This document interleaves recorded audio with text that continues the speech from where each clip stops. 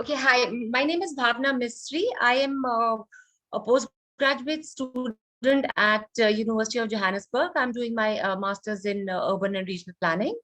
And hello, everyone. It was a bit of a wait, but I'm glad we can get to see each other and speak to each other now. I am talking about the loss of home and habitation for the displaced Kashmiri Pandits. I'll just begin my presentation now. Am I audible, please? Okay, great.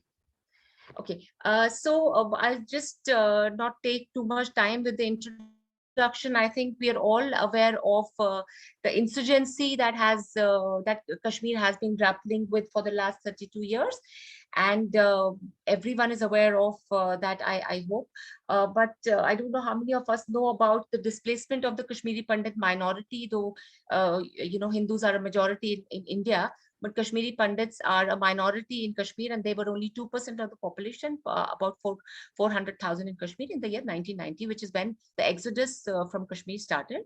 And about 350,000 people left in the early 1990s. And this is so I'm my research, this paper that I am presenting to you right now will basically show their trajectory from in the last 3 decades, how they have lost not their original homes, not just their original homes, but their early and ancient habitat, which was Kashmir.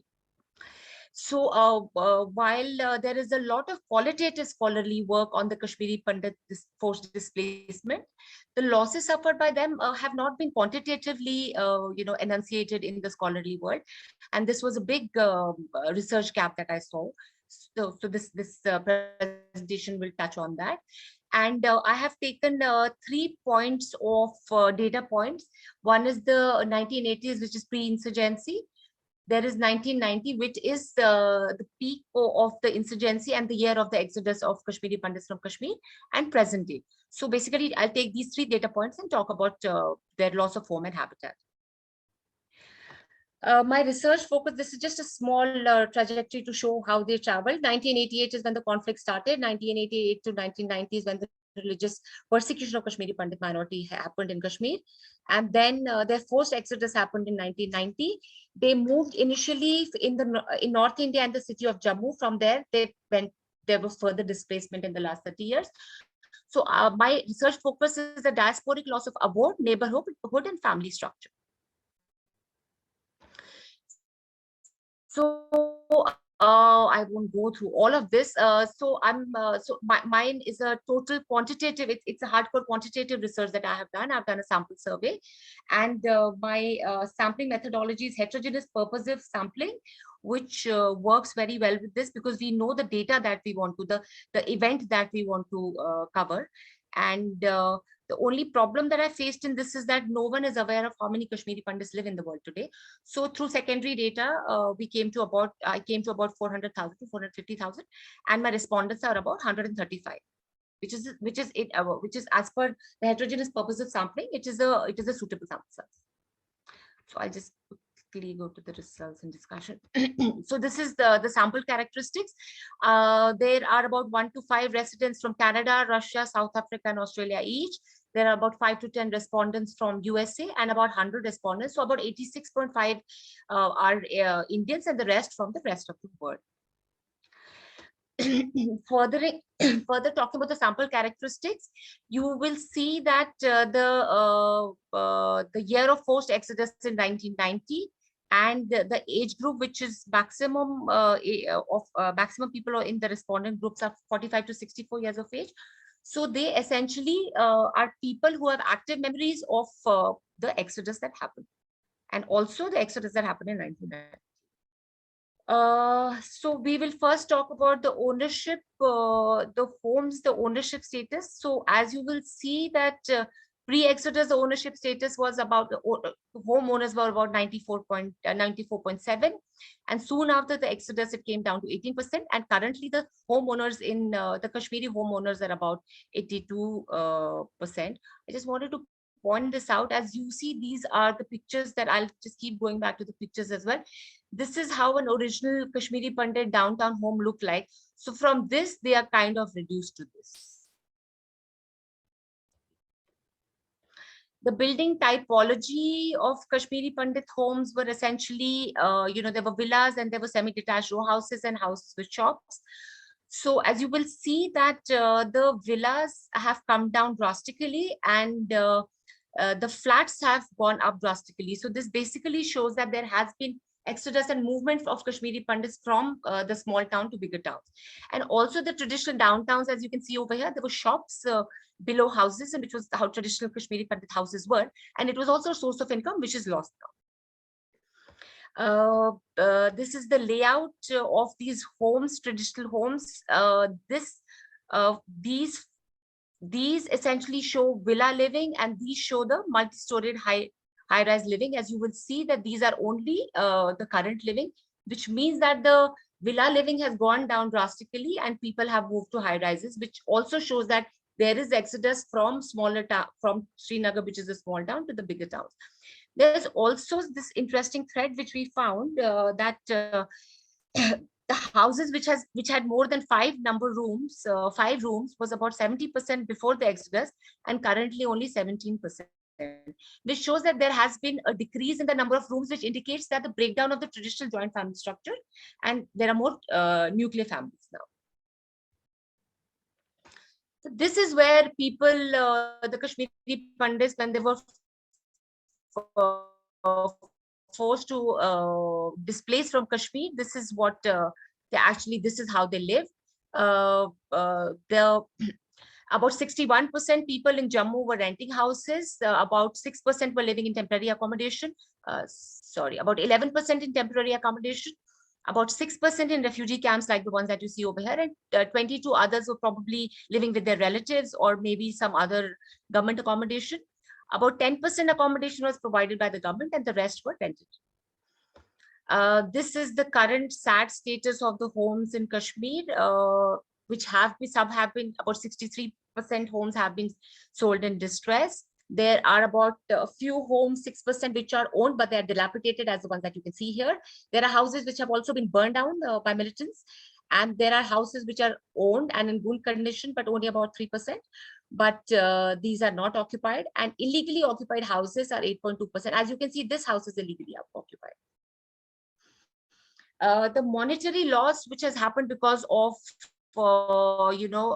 destruction of these houses, 65% of the respondents say that the monetary loss that they faced was up to INR 10 million. This is a very important aspect of a typical Kashmiri Pandit neighborhood, is the temple. It is a very, very important aspect of any traditional Kashmiri Pandit neighborhood or even uptown Kashmiri Pandit neighborhood. About 75% of the respondents lived only 2 kilometers away from their nearest temple. As you can see, there's a temple over here, and these are Kashmiri Pandit homes. And sadly, this is how, the temples, this is the situation of the Kashmiri Pandits, this is how they reach their gods. This question was asked to a lot of respondents. If in case of a reverse migration, would they like to go back to their, now I'm touching on the neighborhood, the breakdown of the neighborhood, traditional neighborhood. Would they like to go back to their own original place of inhabitation? And as you will see that these are the number of people who, the dark blue is the number of people, the percentage of people who live in a certain district, and the people who want to go back to their original place of residence has decreased, except in the case of Anantnag, because Anantnag is essentially, it has a lot of significance, a lot of religious significance in Kashmiri Pandits' religious history. And there are people who talk about a safe location in terms of reverse migration, but they don't know which safe location it is. So this clearly shows that there's a breakdown in old neighborhood values. This is a chart which shows the distress sales that happened because of the homes that Kashmiri Pandits sold.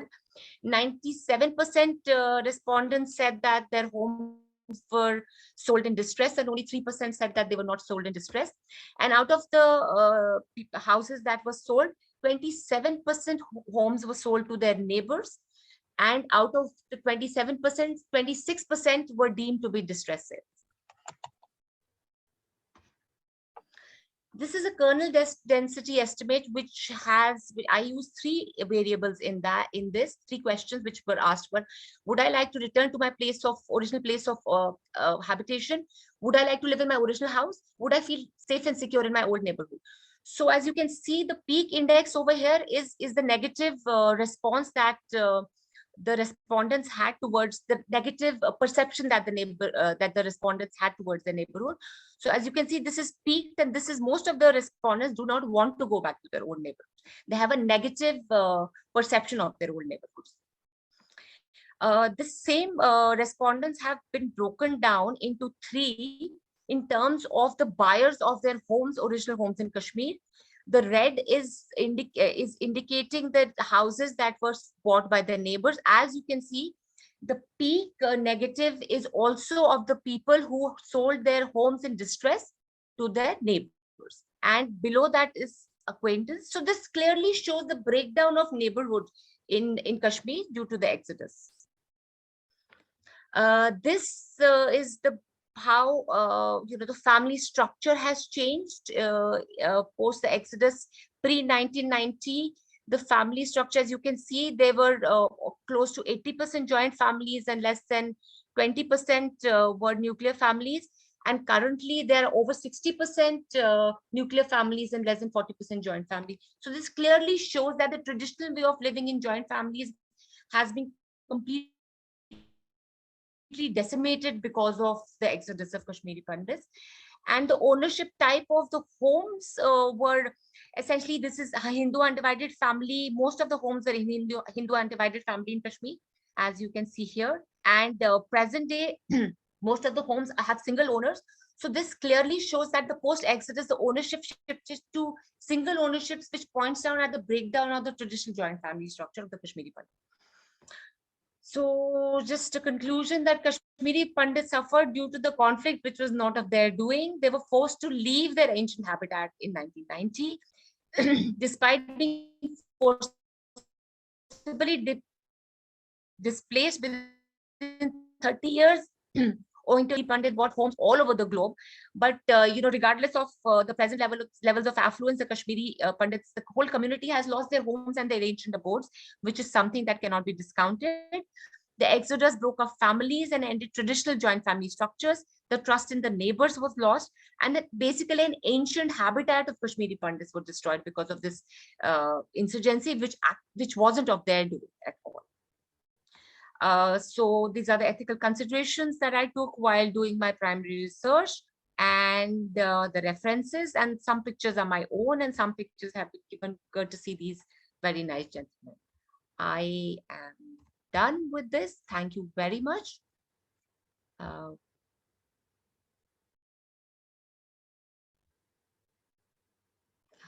stop sharing.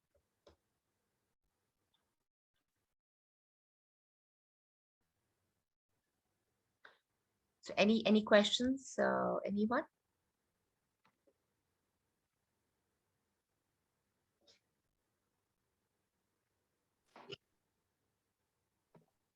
Well, I just joined. It took me 45 minutes to join this. Oh. Because they changed the link, then there was a passcode required, which I just got. There's a lot of people trying to join. I know, but.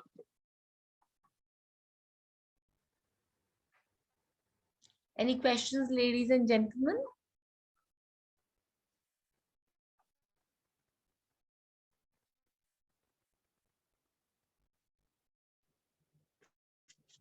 Hey, can I ask something? It's Fahimuddin, Assistant Professor, Ramadevi, Yes, Women's University. Yes, please.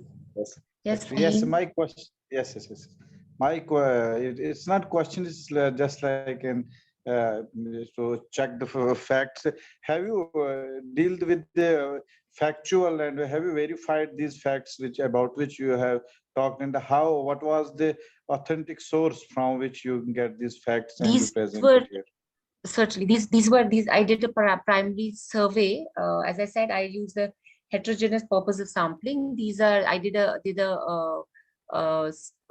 primary survey about 135 people.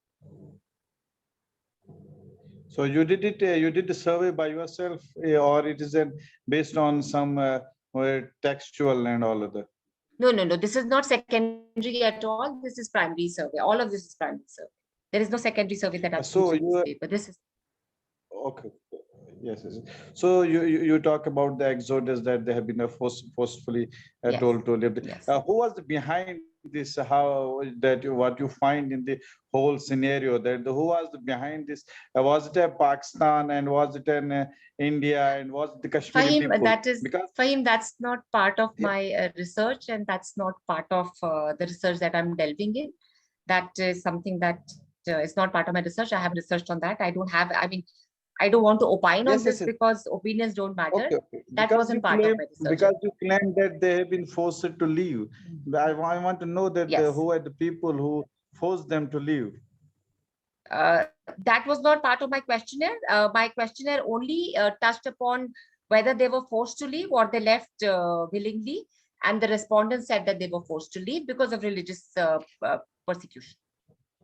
Oh, so And the who was and the behind one it is about the something that, yes, and another one is about their lands which they were having there. The was there for you have you mentioned that some have been occupied by the neighbors and yes. they some have been occupied by the good Nunan. And how you find that the how much the percentage, because you also mentioned that the by your graph that these much have been occupied by the locals and these much have been occupied by Yes. some Yes. well-off families. So what As was the I didn't say well-off families, I just yes, said by neighbors, or some have been sold, some have been bought, some have been destroyed.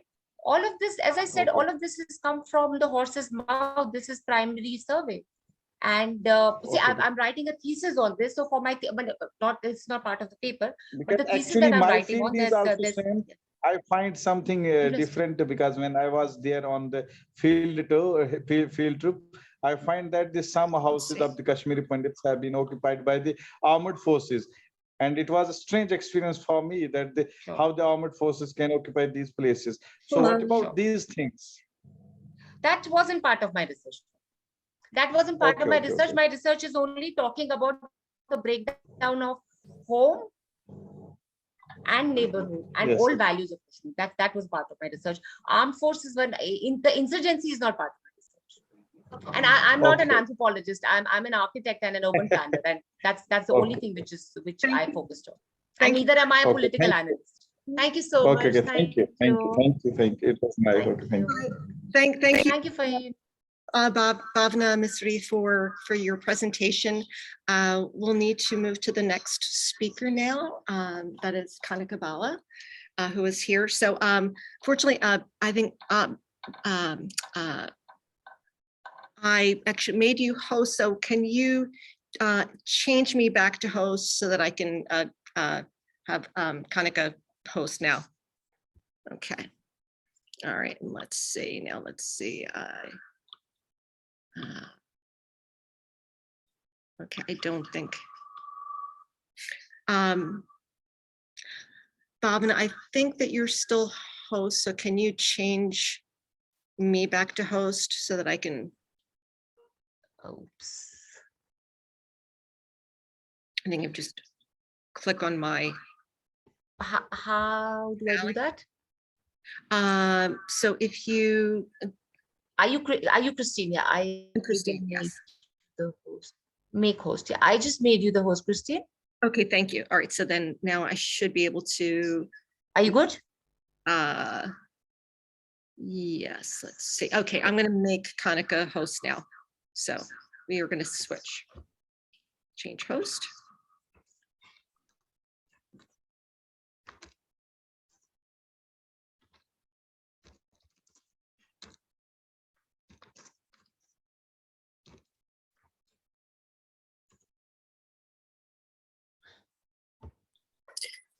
Okay, good morning, everyone. Good evening or good afternoon. There are people from all time zones that have joined. So my name is Kanika Bhalla, and I'm a Fulbright scholar at the University of North Carolina at Chapel Hill. And my topic today is evolution of Kashmiri arms movement, Jihad and Vikram Chandra's the Srinagar conspiracy. So I'll just share my screen so that you can. Okay.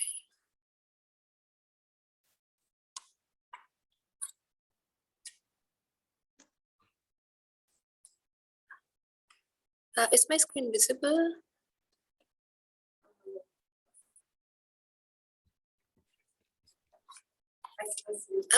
Okay, yeah. So I won't go into the background as Yes, it also okay. Kanika Bhalla speaking. yeah, so Bhavna had already thrown light on the important aspects that I wanted to cover, so I'll just skip to the main part.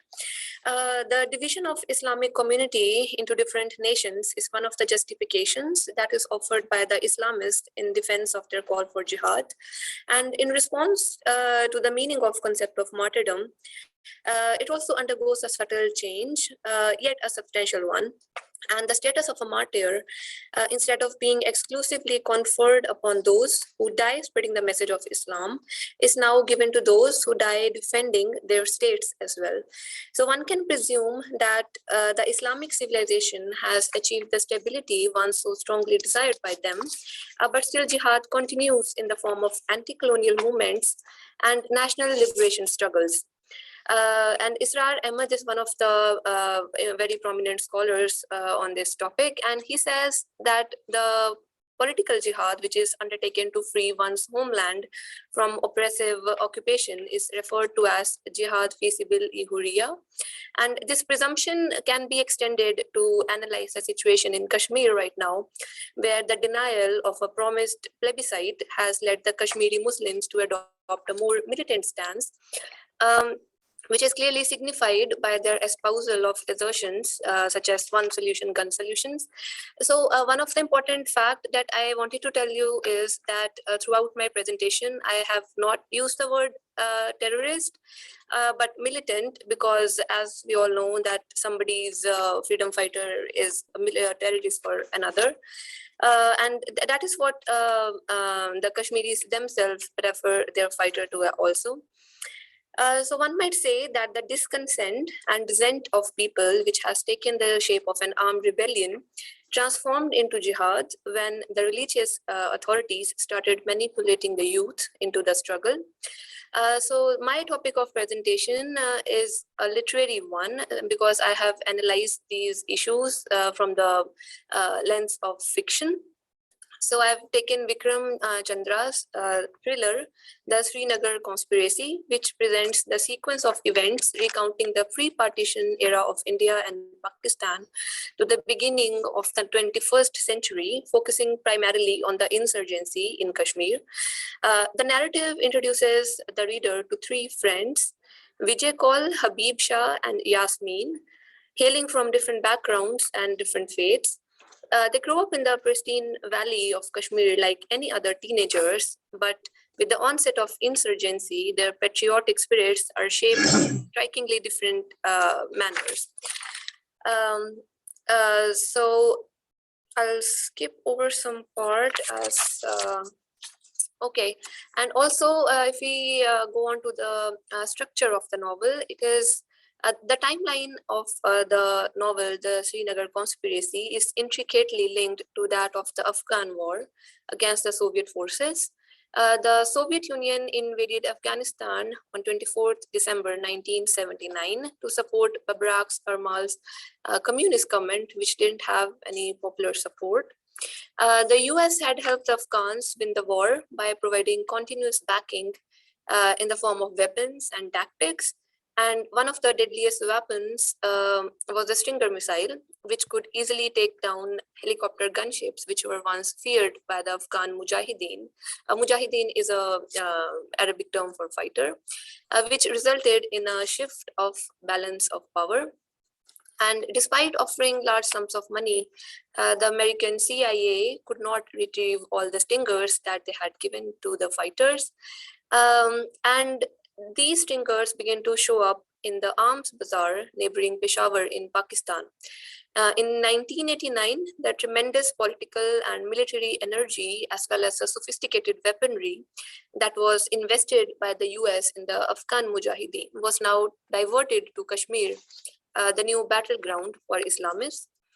The religious factor In the exception of Kashmiri warfare had also profoundly affected the political leadership, and the assemblage of outsiders in the movement symbolized a major transition from politics to religion. The structure of this novel is quite complex. The larger part of the narrative is, built upon the transformation of the one of the protagonists, Habib Shah. And Chandra, the author, he has created parallels with Shabir Shah, who was a real-life founder and president of Jammu and Kashmir Democratic Freedom Party. Shabir Shah was the mastermind behind the December 1989 kidnapping of Rubaiya Saeed, who was a daughter of India's Home Minister, then Home Minister, Mufti Muhammad Saeed, which had proved to be a turning point in the relations between Indian governments and the militants. An event which is also fictionalized by Chandra. So Chandra, Vikram Chandra, if we go into his background, he's a journalist. So he has written this novel in a very beautiful way. He has used the actual facts and created prototypes and fictional parallels.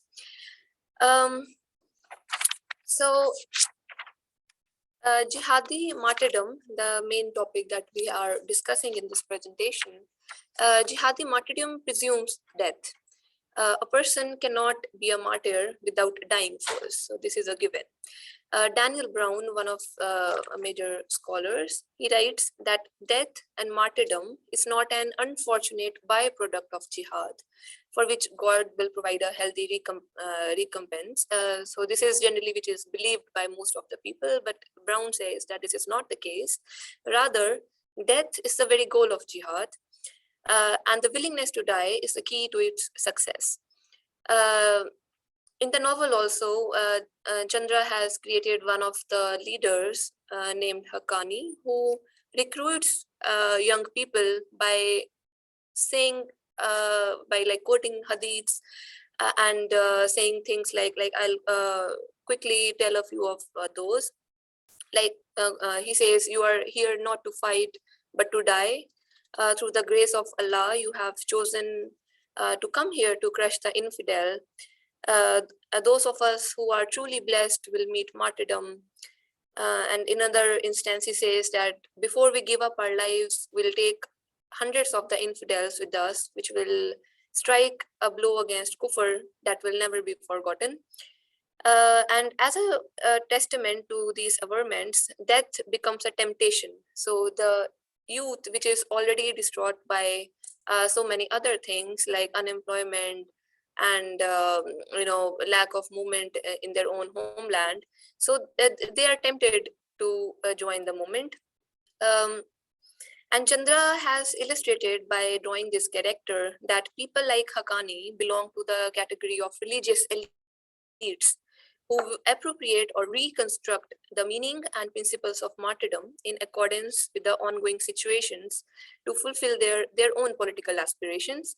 And contrarily, the young boys who lose their lives in this game of power, they often die unsung and unrecorded. And this is a case which we often see that we don't even remember the names of the militants that are killed. Even in the news, you will hear like, 3 people were gunned down, and these many people or militants or terrorists. If you look into the Indian media's perspective, they'll say these many militants or terrorists were killed by the Indian army. And as the two phenomena, the Indian repression and the Pakistani manipulation, operate simultaneously in Kashmir. So blaming merely Pakistan for the worsening of the Kashmiri conflict would be inappropriate, which Chandra has, I believe, which Chandra has done, because in my analysis, I see that because he's a journalist, so he should have presented the facts just like that, naked facts, but he clearly seems to have some prejudices against Pakistan and the Kashmiri natives, and he has rarely presented India or the Indian army in a negative light. And for example, when Habib Shah in the novel crosses over to Pakistan to receive training, he meets Brigadier Salim, who is a member of ISI, and he says that why don't you join ISI? But Habib Shah, who wants self-determination and doesn't want to go to Pakistan, but says that I have a quarrel with India right now, but doesn't mean that I'm ready to be slave. So there are many more examples like this. We'll move on to a few more important things. And in the novel, Chandra also describes Habib's training in Pakistan in very romantic terms. Rashid, their teacher, goes on to the extent of equating AK-47 rifles with one's mother. And in an almost similar gesture, Habib carries his rifle and refers to it as the start of another love affair. The recruits practice on cardboard cutouts of Indian soldiers impaled on stakes, and Rashid shouts, "Good, good, you are getting all your chest shot right. But what if he has a bulletproof jacket on? Try for headshots now."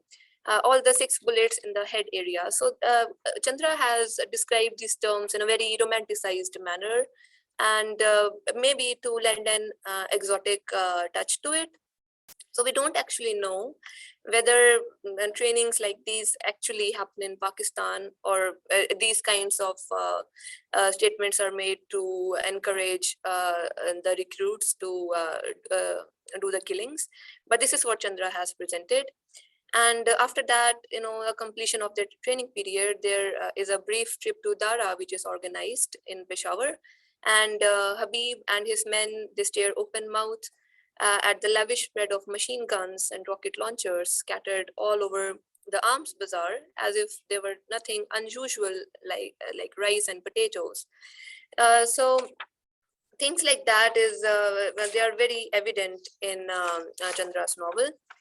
And also, if we analyze the lives of characters like Jalaluddin and Wasim Beg and Ahmed Razak and many others, so all of these characters are shown as militants or terrorists.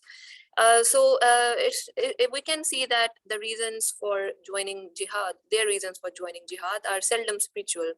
So if you know a little background about the concept of jihad, so jihad is properly mandated in the Quran, and there are rules and regulations by which it is followed. It's not like you can just wake up one morning and say, I'm going on jihad. It's not like that. There's a proper call. There are proper rules to be followed.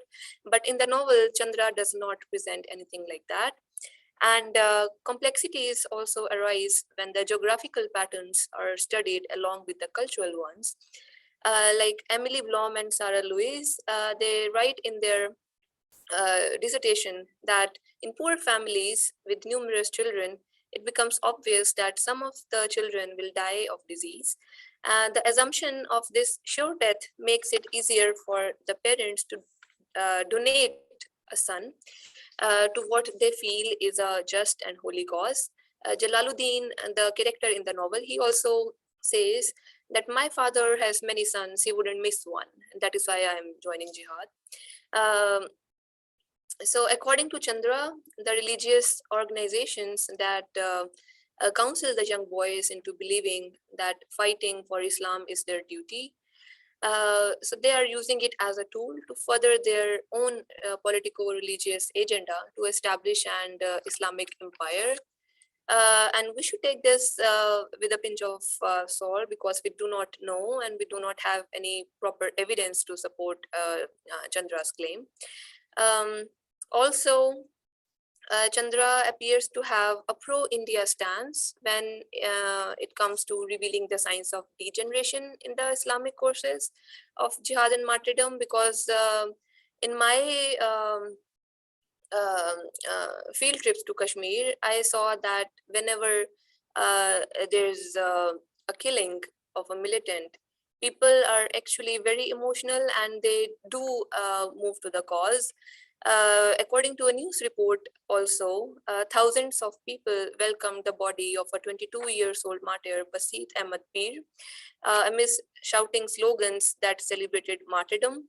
So I realized that death is more greater celebration than living as occupied in Kashmir. And people do not actually want to go with either India or Pakistan, but they want independence, or more so they want to live in peace actually. Um, so the novel serves as an illustration of ideological warfare between the Islamist elites and the government, resulting in the casualty of innocent young boys which are lured into jihad, as well as the soldiers who lay their lives for the romantic notions of nationalism and patriotism. So this is a whole new discourse, and I can really go on and on if I start onto this topic. We can also refer to the killing of 42 soldiers in Pulwama district on 14th of November. Investigation has provided evidence that the government was involved in the killing of those 42 soldiers in Pulwama. And it was done as a move to secure more votes. And all of us, we know that the governments all over the world, they do such things to stay in power. And this is no new thing. And the middle classes and the lower classes, the people who actually join the armed forces, they are the people who have to, lured into these things by promising like nationalism or patriotism, concepts like these. And Chandra demonstrates how patriotism of one is perceived as jingoism of the other. Foreign jihadists, they serve in the novel as symbols of masculinized lust for power. And but I feel that the novel is depictive of the longing, the deep longing for peace and a peaceful life in Kashmir that simmers in their hearts. And the people of Kashmir sometimes they seem to have lost their interest in the movement due to the influx of foreign mercenaries.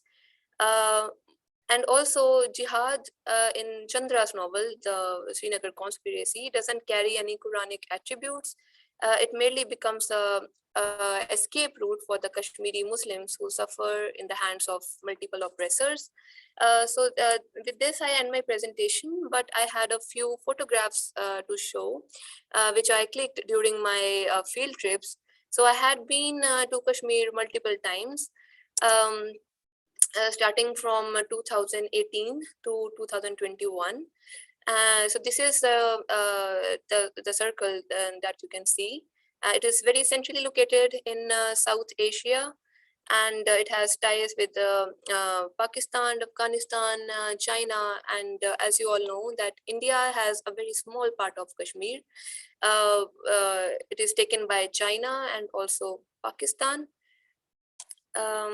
So this is one of the photographs of a government schools in Kashmir. So as you can see, in a school, in a setup like this, no classes can happen. In the absence of schools and quality education, the people are forced to resort to activities like militancy. This is the photograph of the blackboard of the same classroom. And here it is written in Hindi and Urdu that it's just a life of 2 days. What will we do by engaging in meaningless activities when we can go and die as a martyr? This is a photograph of a normal street. As you can see that there are barricades put up. And in these, like this small hole on the left, as you can see, army people, they sit in here with their automatic rifles, and killings happen, almost daily. If you just Google Kashmir news today, and you will definitely see that some or the other person has been killed by the armed forces. This is also pictures of one of the private schools in Kashmir, and army has taken over this. This was strange to me, but also not strange, because Kashmir is it is the most militarized zone in the world. And if you call in so much of army, you need somewhere to make them stay. So in the absence of any good place or a convenient place, schools and colleges and educational institutions, they come up as the first option. The actual question is that who do we blame? The armed forces who are committing atrocities upon the Kashmiri people, or the government who is stationing armed forces in such a place where they have to, get into conflict with the natives? This is photograph of one of the colleges, engineering colleges, HM, if you see, and Zakir Musa, and these are the names of militants that were recently killed. HM is the militant organization, Hizbul Mujahideen. This is the last photograph that I wanted to show. There's nothing very significant about it, but I felt very emotional when I saw this photograph. It says that this is for the information of diploma first semester students, that their classes shall start from 29th July 2019 positively. So 29th July 2019 was the day when these students might have been promised that their classes will be started. But on 5th August, a week later, Indian government had abrogated Article 370 and internet was shut down. There was restrictions on any movement inside and outside the valley. Huge number of armed forces were deployed, and again, the schools had shut down. So during the times of the flood, the major flood that had happened in 2014, and then Burhan Wani was killed in 2016, and then this happened. So children, they have not attended schools for almost 6 years now, and they are promoted to the next class. But a tragic thing is that on their degrees, it is written that this student was promoted, which means that if they go and apply for some job, they will not be, given a job, because simply they are unemployable. They didn't have any real education. The employers know that, the students know that, and in the absence of good education, unemployability and unemployment, it is evident that activities like this will keep on happening. So yeah, thank you. This is the end of my presentation.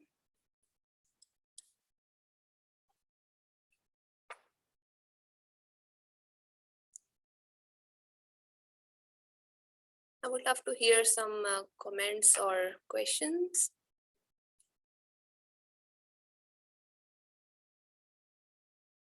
I'm speaking. You say, what do you want to say? Hello? Can you hear me? Yes, we can hear you. Okay. I'm calling from New Delhi. I want to ask you something. Is it a fiction or a reality?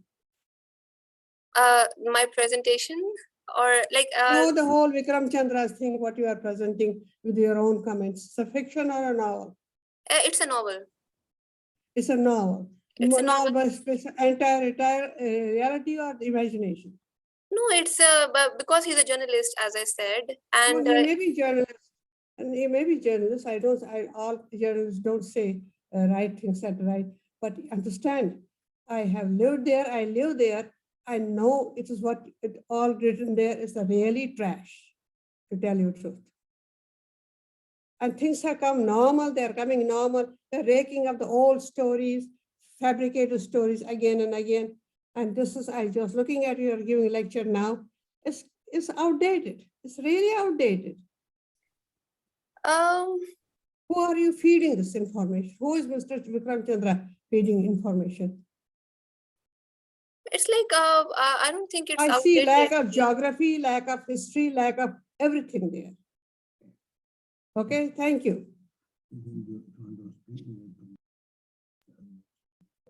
I have also traveled to Kashmir during the very recent years. You and, might have. I heard you. You might have done, but it's not real. It is fabricated.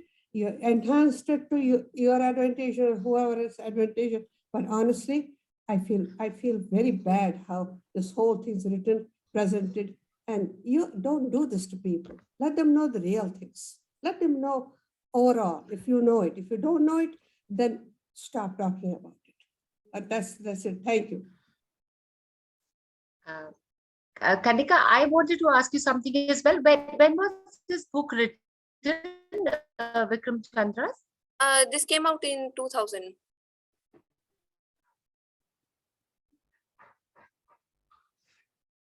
Okay. In the year 2000. Mhm.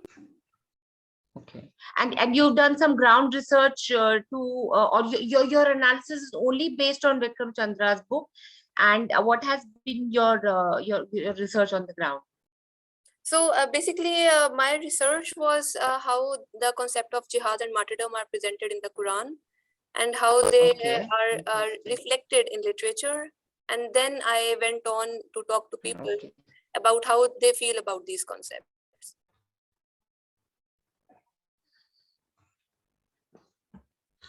Sure. But this presentation of yours is only based on Vikram Chandra's book and not your ground research. Yeah. Okay. As I So like in the disclaimer in the so- very beginning of the presentation that my viewpoint of looking at this is a literary one. Sure, I understand, but then I mean, I really respect what you're doing because I'm also researching in the same area. But like Ms. Paul said, you have based this paper on a work of fiction rather than a work of fact. So I mean, that's a bit strange, if I may say so. It's Can like, I say? I had talked to a lot of Kashmiri Pandits as well. So this is a major, Yeah. conflict that Kashmiri Pandits do not. Which is feel the fine, same. which is Kashmiri fine. No, Muslims. which is fine. No, it's just fine. I'm not talking about I mean, Kashmiri Pandits are not concerned about, I mean, my question is not around Kashmiri Pandits. My question is just around your research. I mean, it's not about, I'm just asking you, so this paper was based on, so you are opining on something in Kashmir based on a work of fiction? Or are you also talking, are you also referring to your ground research in your presentation? Yeah. I am referring to the ground research, but also the major part of the, like I am drawing parallels, like whether what Chandra says is like it holds ground or not today, because Just one thing, sorry, just one last question. It's of great interest to me because I'm also researching on Kashmir, and I'm not researching on Kashmir, I'm researching on Kashmiri Pandits who left Kashmir. Why did you choose this book, if I may ask? Just one last question. I won't take too much time. Actually, Why this one? this was a part of my MPhil dissertation. So I had chosen 3 books. So one of them was Mirza Wahid's The Collaborator. Okay. This was the second book, and the third Sure. one was Shadows Beyond the Ghost Town by Shafi Ahmed. So this book Okay. was written from an Indian's perspective. Vikram Chandra is an Indian. So I wanted Mirza Wahid is also an Indian. Mirza Wahid is no, also an Indian, Indian. like Kashmiris okay, are also Indians. okay. Kashmiris are also Indians, Kanika. Okay, Kashmiris are Indians. yeah, that is what we say, but There's no not that. opinion about that. That's a fact. Kashmiris are Indians. Oh, So I anyway, so really did moving not on. want Okay. to go into that debate. Sure. Can Thank you. I? Okay, Can I let's say? not go into that. Thank you very much. Kanika, can I say something? Yeah, sure. You touched many spheres, and also you also showed the photographs of the schools, and also the schools which have been occupied by the armed forces and all other things. But after you pointed out that you have visited there after 370. And after the abrogation of 370, because whether it is a Kashmiri Pandit or whether it is a Kashmiri non-Pandit, every has been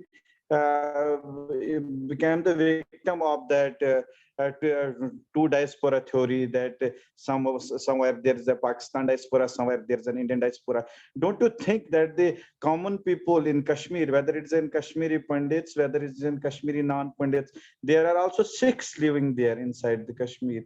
So what about the reaction of the Sikhs? Because if you know that the Chitti Singhpura, that the huge massacre of the Sikhs have been, and I have find the different stories about the, even I have met these during my field work. I met with many of the Sikhs, and they, one of some says that it was an planned because the Bill Clinton was that time scheduled to visit the Kashmir, that it was a planned attempt to of the state, and some believes that it's an attempt of the militancy. So these kind of things, that why the both theories traveled, why there truth lies in the story of the Kashmir, because sometimes people believe that the Kashmiri Pandit exodus was an to do the Muslim massacre. Then the Pakistan infiltrate, the militancy happens, and what happens? Pandits become the victims,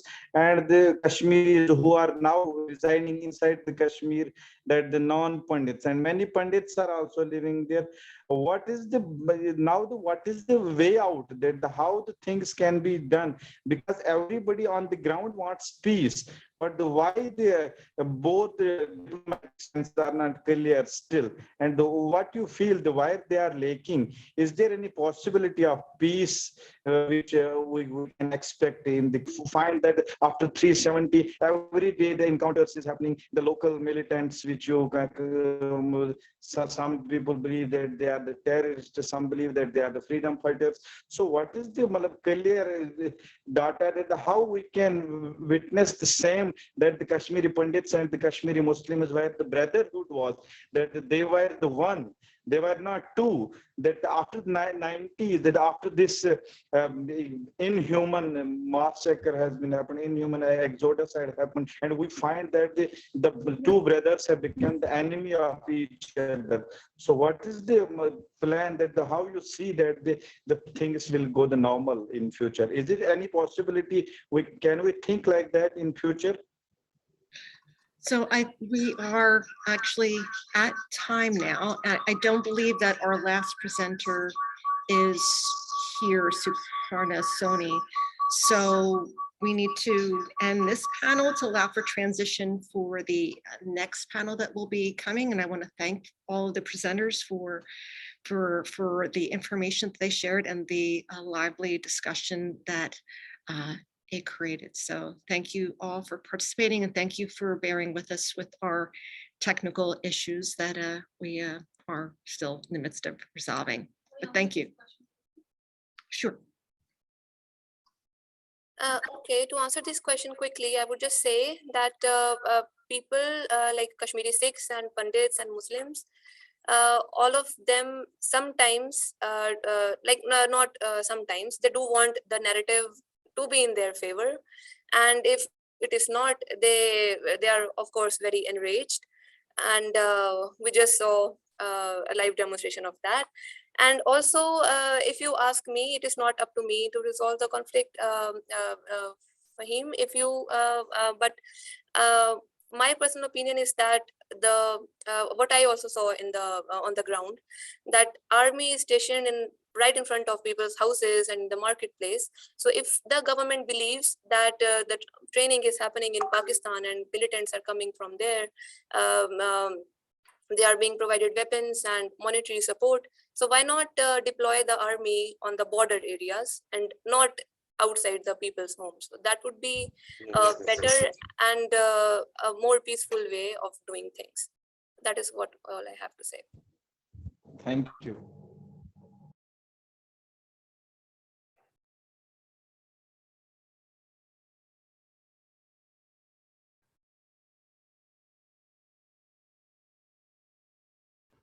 Do we have a third presenter too?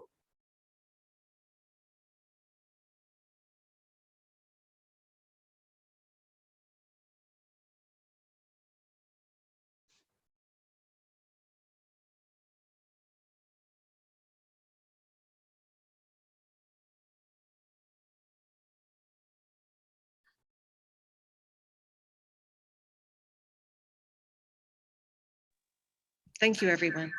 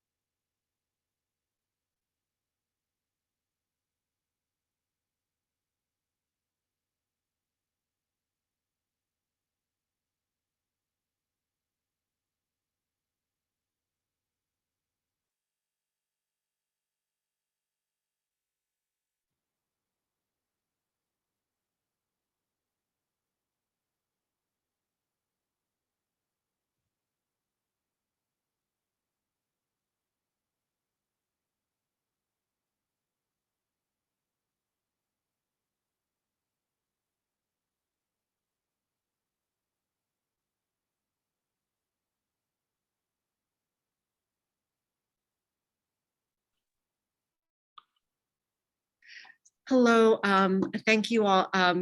The three presenters that were scheduled for teaching in times of COVID, one had reached out to me last night to say that she was sick and wouldn't be able to join us. And we did not have an email for the for Ganindu, and the new email links were sent out. And I have not heard anything yet from VP. So I don't believe that we have any presenters at this moment for this particular session. So if you would like to, there are 3 other sessions that are occurring at the same time. So if you would like to join one of the other sessions, either Jane Goddess or politics or material culture.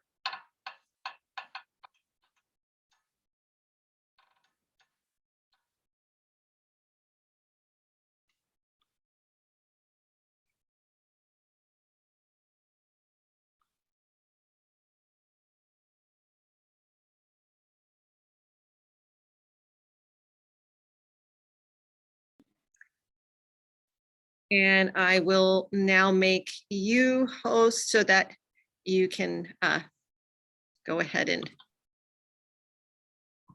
share your presentation. And thank you. Yeah, thank you. Am I going first? Is it still with the panel with the rest of the?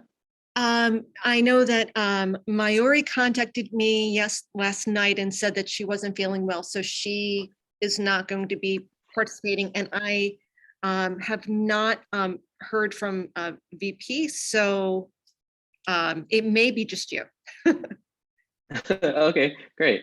Do you mind if I wait a minute for some friends to log on? I think they had trouble with the Zoom link as well. Yeah, I think now we have, initially I had said that we had 20 minutes for each presenter plus 6 minutes for questions, but now unfortunately Mayuri, there's more time on the schedule, so feel free to and you potentially you may be the only for the session, so we'll see. Okay, great. Yeah, I have a few friends who are waiting to join.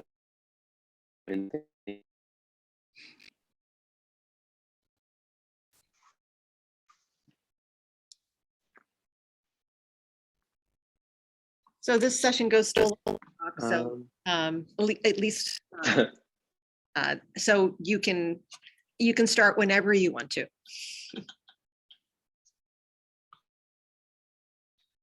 Great. I think I see some of the familiar names on there now, so I'll go and start now. I don't have the greatest internet now because I'm traveling, so I'll try to speak slowly and hopefully just give me feedback if I'm glitching out or anything. So I'll go ahead and share my screen.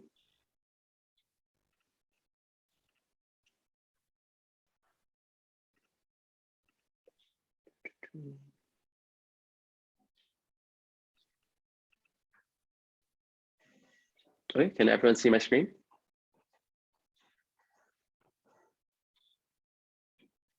Okay, I'm gonna assume everyone can see my screen. So I'll go ahead and start. Good morning, afternoon or evening from wherever you're tuning in from. My name is Gunindo Abe-Sekera, and I'm grateful to be speaking with you all today. Apologies for my voice, I'm still recovering from a cold. But my presentation today is an introduction that explores my personal experiences navigating the language learning Instagram blog I created in 2020 and currently curate, but less often now. Before I begin, I wanted to share a poem that I wrote that captures the pathos of my relationship with my ancestral language and the reason for running this blog. Bashava language, Vachana words, whether through sound, I'm sorry, let me change the slide. Cool. Bashava language, Vachana words, whether through sound, script, gesture, or picture, I communicate the present with emotions from the past in my mother tongue, Bashava. As rounded syllables and sharp consonants roll through my lips, creating Singhala's poetic melody, Panuva, heritage Urumaya echoes in each tune. Thoughts, Sitavili, of how ancestors once used our language to express their joy, Satuta, sadness, Dukkha, fear, Bia, love, Adarya come to mind. Through my Bashava language, Vachana words, I understand my present, Vartamanya, because of my imagined past, Atitaya. Through my Bashava language, Vachana words, my experience of life becomes timeless, Kanika. So I was born in Sri Lanka and migrated to the United States with my family in the year 2000, leaving behind an island engulfed in civil war, but also rich in ancestral knowledge. I was 2 years old at the time, so my connection to our homeland relied on imagined interpretations of my parents' memories on South Asian popular culture. Nonetheless, the process of discovering and making connections with these fragments of my culture have collectively shaped my identity and academic trajectories. With backgrounds in film and media studies and Asian American studies,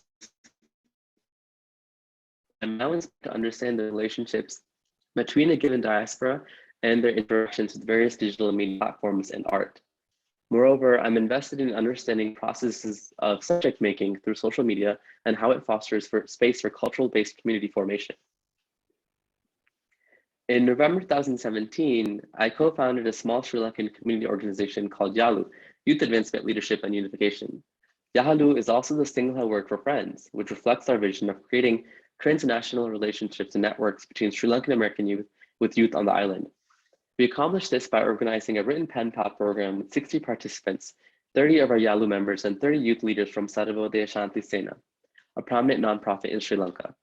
For this initiative, we held Sinhalese language learning workshops and created linguistic material to teach our participants how to write their pen pal letters in our native Sinhalese language. We had to halt our letter exchange program when the tragic 2019 Easter Sunday bombings affected the nonprofit in Sri Lanka, and then subsequently ended the in-person writing workshops when the COVID-19 pandemic began.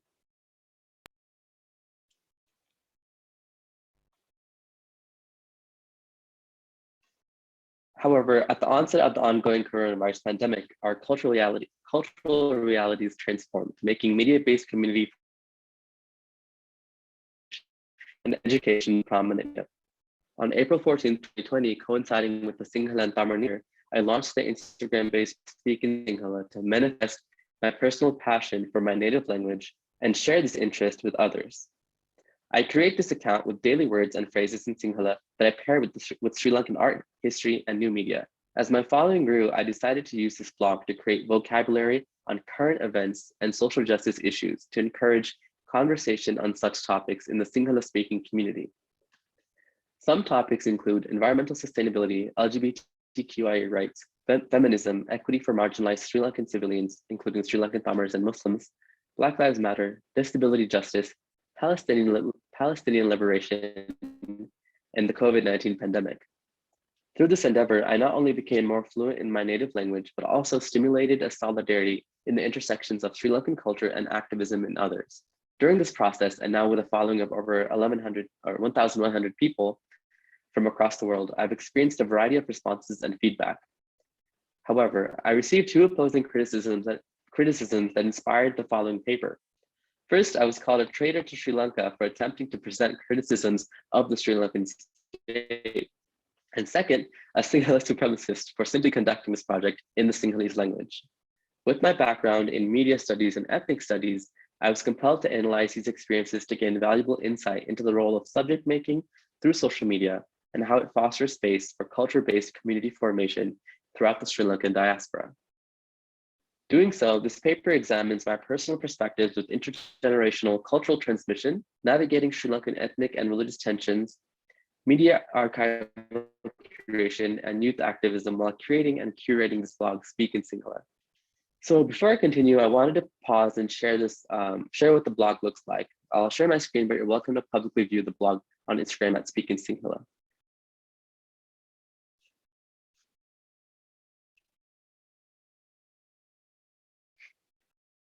So hopefully you can still see my screen. This is the very bottom, the beginning of the blog. I began again, as I mentioned, on our Sinhala Tamil New Year, April 14, 2020, and I post a word with the phonetic translation and also the English translation, and then I pair it with a media, art, history, or existing archival footage from Sri Lankan culture. So I also share works from Sri Lankan artists, past and present, and I showcased their work as well and tagged them as well to help promote both the language and also kind of the art that exists within the concepts of the phrases and words I translate. And each post, usually they're themed monthly. For example, this is in April, so relating to Earth Day and sustainability, I started creating posts about nature. And of course, it gets interrupted with different holidays and within that month as well. So it's gonna zoom out. And in May, I posted about mental health awareness, and I didn't only translate words, but also phrases, for example, how to say I am anxious or I feel stressed. So that encourages the conversation within the Sri Lankan or Sinhala speaking community within Sri Lanka. And again, it's showcasing Sri Lankan art from contemporary Sri Lankan artists, and also creating resources as well. So on my translation for therapy, I shared some mental health therapy services within Sri Lanka. And then I'm going to talk about this later, but I also had a series on Black Lives Matter related content during the wave of support in June 2020. And I'll talk about that more later, but those are some of my more popular posts, which also provided insight into diasporic studies for me. And then June was LGBTQIA, was Pride Month. So I shared that language as well. And personally, it also helped me come out to my parents speaking my own language as well, because I had learned the vocabulary in the process as well, and I hoped it helped others as well. And then quickly wrapping it up, again, so this is for Disability Awareness Month in July. And then I covered the COVID-19 pandemic as well, and led to a fundraiser that we hosted as well, and kind of ran through this Instagram account as well. So yeah, this is the top of the page. I have highlights there. Going back to my presentation.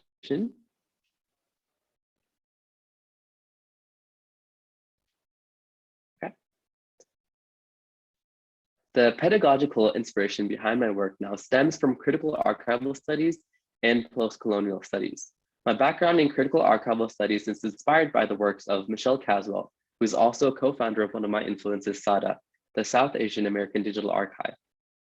In her text, Critical Archival Studies, an introduction, co-authored by Ricardo Punzalan and T.K. Sengwand, they note, quote, "This recent scholarship and some community-based archival initiatives critically interrogate the roles of archives, records, and archival actions and practices in bringing about or impeding social justice, in understanding and coming to terms with past wrongs or permitting continued silences, or in empowering historically or contemporarily marginalized and displaced communities," end quote. My mission for Speak in Sinhala was a direct response to this quote, and I addressed the above mentioned aspects of community-based archival initiatives in the following ways. Using a publicly available media platform such as Instagram, I questioned the reliance on inaccessible institution-based archives, allow for non-academics to receive and benefit from the curated content, and encourage similar community-based archival interventions. Additionally, with the simple goal of language action, the act of creating and sharing great in an underrepresented language alone already serves in part the purpose of social justice. Moreover, providing this cultural visibility for and by people from my cultural community empowers them to personally contextualize their own subjectivities into our dominant cultural realities.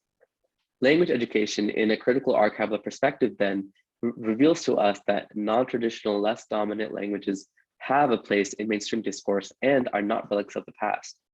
As an example of a more explicit attempt I made at intervening in historically dominant archives was a post I created during the Pride Awareness campaign. I translated the word for gender norms, Sri Purusha Sammatyayan, and paired it with a clip from British Pathe's problematic footage of Sri Lanka, or then Ceylon, from 1931. So this clip does have audio, so if that doesn't work, I did subtitle the video as well, so that shouldn't be an issue. The typical Sinhalese man is characteristically effeminate. He takes particular pride in his tortoiseshell comb and his long hair. This long hair often makes it difficult to distinguish the average Sinhalese man from the opposite sex.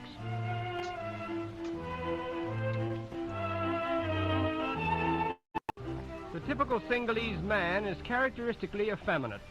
He takes particular pride in his tortoiseshell. So hopefully the audio we're able to read the subtitle.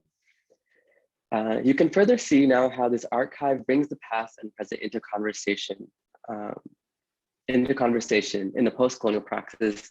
And as Caswell noted, quote, "understanding and coming to terms with past wrongs or permitting continued silences," end quote. Moreover, the platform also forces the Sinhala-speaking community to see the global issues in the context of their native language, encouraging them to implicate their own biases and self-reflect on how their cultural backgrounds intertwine with others. It demands that these issues are relevant to our community, and if you do not have the language to advocate for these topics, we must create them ourselves. That was the case for how I managed this account in its earlier stages, where I consulted my parents and community elders to create language on topics not discussed in our community. These experiences foster my analysis of how new media and archival practices have transformed traditional means of passing down ancestral knowledge. For example, during the wave of support for Black Lives Matter in June 2020, we collectively created the phrase for Black Lives Matter in Sinhala, "Kalu Jatika Jeevita Vedagat," which I showed earlier. This became one of my most shared posts with 1,500 impressions and 184 reshares, along with the post in Palestine, which had 340 likes and 188 reshares. I attribute this phenomenon to the lack of pre-existing contemporary issues translated into Sinhala. More importantly, it made me realize that perhaps certain issues are stigmatized within our community strictly because we do not have the language to begin talking about them. This wave of support from Sri Lankans on the island and throughout the diaspora indicated to me another testament to the role of social media, where the global becomes localized in one's own hand through their mobile devices. These responsibilities of anti-colonial and new archival practice became evident to me through the encouraging feedback I have received from followers of Speak in Sinhala and the post-colonial pedagogy of my former professor at UCI, Ngugi Wang Thiong'o.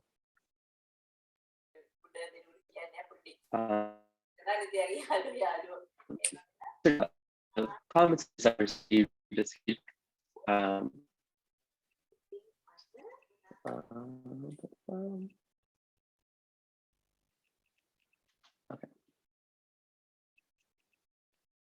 So I'm just going to review the responses real quick. Thanks for reminding me about my almost dying love for my mother tongue. Next is, I'm a Sri Lankan born in Paris, and I shared this page to many of our family's editions who are non-Sri Lankans, and they loved it. And the other, I think it's so, I'm sorry. I just wanted to thank you for this page. I have not found a page that reports on conflicts on the island objectively. I think it is so important as Sinhalese people to acknowledge and recognize the atrocities that happen and injustices that continue to happen on the island. Without doing this, I personally don't think we can be a united country and truly have peace. It is very refreshing to, I'll just end there.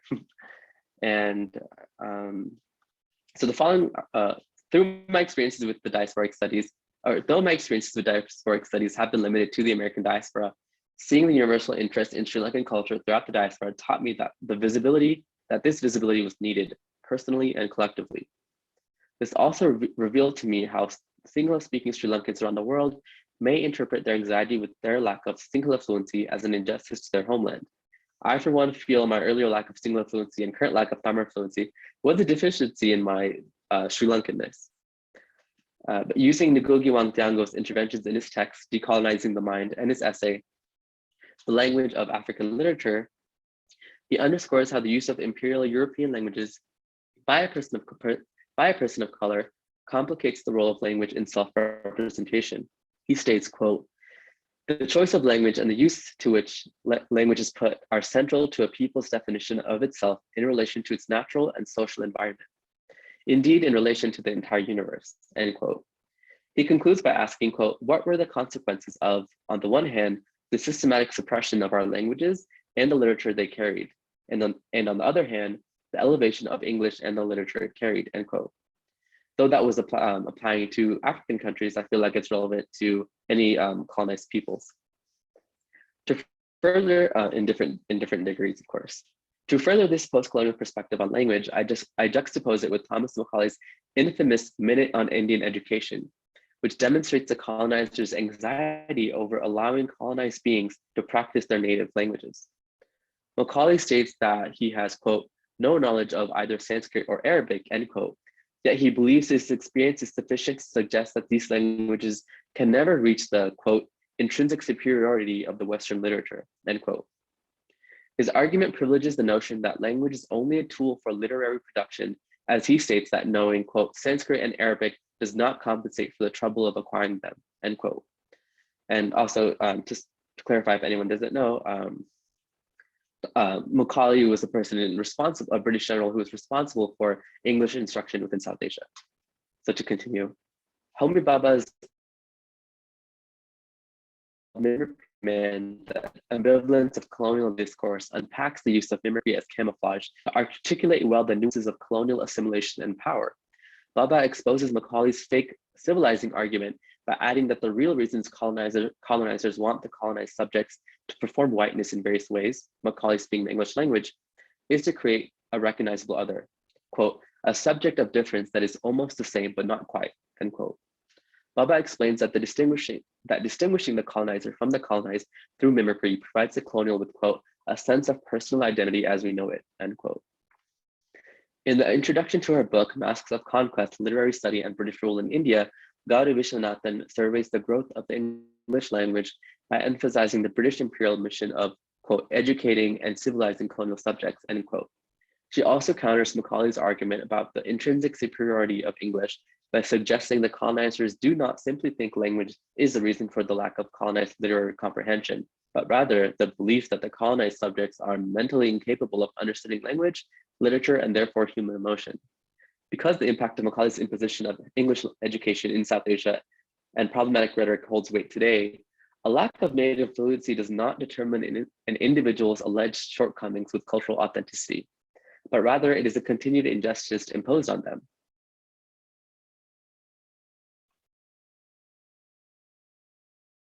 Alongside the empowering ethos of language instruction from anti-European colonial perspective lies the tensions that come with Sinhala-specific education in a country with a history of ethnocentric legislation. In 1956, the Parliament of Ceylon under Prime Minister SWRD Bandaranaike passed the Official Language Act number 33, which became commonly referred to as the Sinhala Only Act. Though this act replaced English as the island's official language with Sinhala, it excluded the Tamil language, alienating Sri Lanka's largest Tamil minority group. Many cite this first act of ethnocentric aggression as a major factor leading to the 26-year-long civil war, which shows the strength and the power of language. It was not until 1987 when the 13th Amendment of Sri Lanka's constitution added, quote, the official language of Sri Lanka is Sinhala, while Tamil shall also be an official language, end quote, leaving English as, quote, a link language. Though I explicitly approach my blog Speak in Sinhala with the context of my personal Sinhala subjectivity, I argue that my lack of personal experience with the Tamil language and culture disqualifies me from addressing social issues to the Tamil-speaking community. Rather, I suggest that using my positionality and privileges in Sri Lanka as a Sinhalese man demands I use my platform and Sinhalese audience to advocate for equity in Sri Lanka and around the world.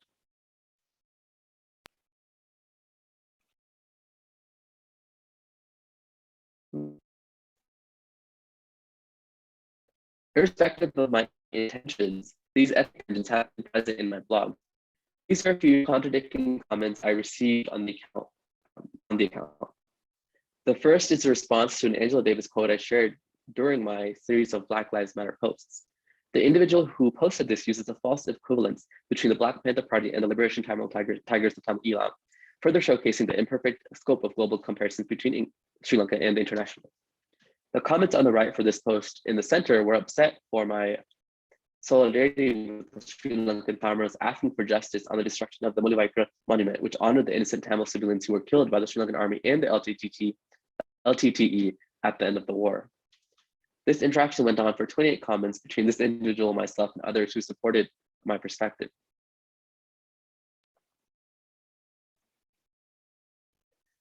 Situations like these have both exemplified to me the importance of community-specific education, but also the precarious nature of this work. Consequently, I'm still navigating how to approach the critical archive practice I do through Speak in Sinhala and through another upcoming archive called Project Island, introducing Sri Lankan American narratives in the diaspora. So to conclude, through these endeavors, I still remain somewhat lost in translation, knowing how precarious this work can be. So again, thank you for your time. This is just an introduction to my writing on this blog and my experiences with curating and creating this content. And if you'd like to find more of my work, you can find it on my website at www.gunidu.com. But yeah, thank you. I will now stop sharing my screen. And I believe you mentioned that we can do Q&As or. Yes, so I'll open it up to questions.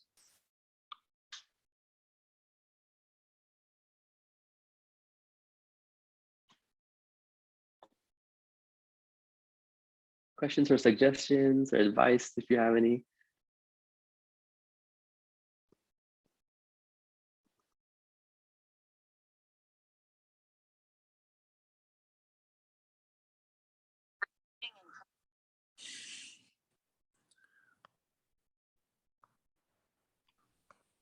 Hi, Goonie. I had a question for you about kind of of the reception of the Speaking Sinhala blog from, I guess, older people within diaspora. And I know you mentioned that you collaborate with them often, but I was wondering, how, if you have any experiences to share, how has that been received, or how have they, if there has been counter or words against it, how has that been received by young folk as well?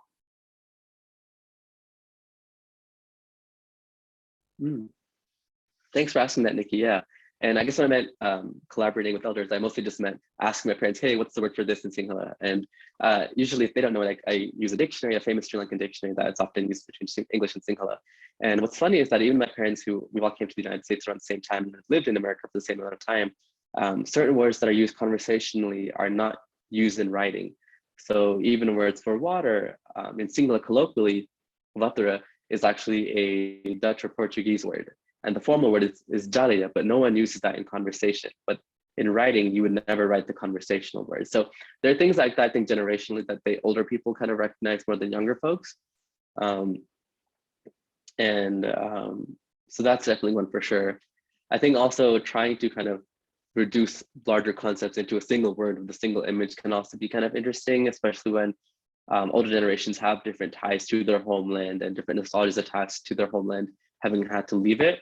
So often I feel like there's a tension when I am critical of Sri Lanka.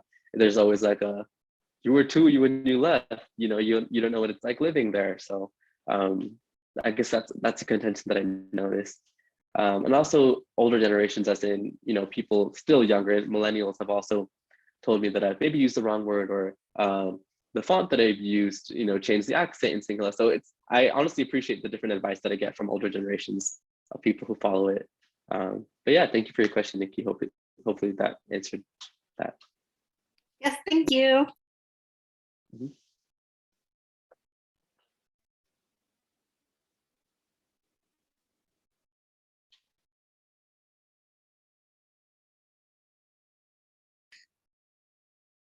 So do we have any other questions or comments? Thank you. It was a wonderful presentation. Thank you so much. Yeah, and I hope the others who didn't make it to the presentation on the panel are okay, and would have loved to hear their presentations as well. So thank you. Thank you.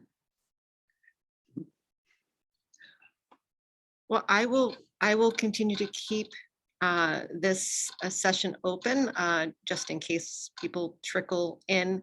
But I thank everyone for their time, and there are some other panels that are going on simultaneously at this time. They go to 11 o'clock, so feel free to join one of the other panels if you would like.